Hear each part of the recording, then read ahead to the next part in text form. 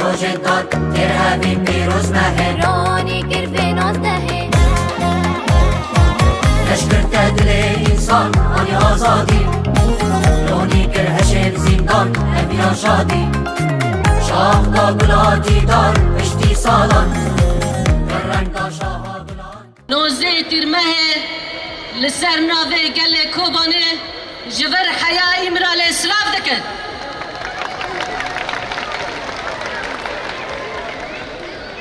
جبر چروسکا یکمین آشورشان روژاوا که چاوش کوبانه دا دست بکر و پل به پل روژاوای کردستان بلا بو گل کوبانه قهرمانی برومد هر تم خودل میراث خواهی دیروکی درد کبه جبر گل ولد پاریس گل کخزانه گل کدیروکا خوزانه او گل کی کدکان به سرهلدان آزادی بکه او دکانه بر خدانی ناسنما خوی آزادی دو بکه جبو واجی شورشا نوزه تیرمه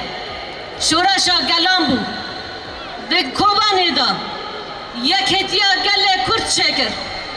شورشا نوزه تیرمه پیشنگتیا باجر کوبانی دا نتوا گلان چکر دموکراسی وانی ولا تیخوا جبر کو دستهلداریا بسالان کل سر وی گلی فرس کریا کو وی گلی ناسنما وی ناسنا که اف گل خودی ناسنما خودر دکبه جبر تکس نکانه ناسنما مرام بده مرا آنجا بکد و تکوشینه بدل آزاده که کنیم به ناسنما خوی آزادی دست بخینه یک جیج باجر کوبانی ده کسایتی ریوانان دا ده آرین میلکانان دا جنا کرد که چوال همبر وحشتا ده جه به دست تکوشینه کی دجوار کرد و حتی روجا هیرو که ده هرکه تجاران سر خود نتوان و گاه پاشتا ناوید جور و شندشی و گاه پاشتا ناویشی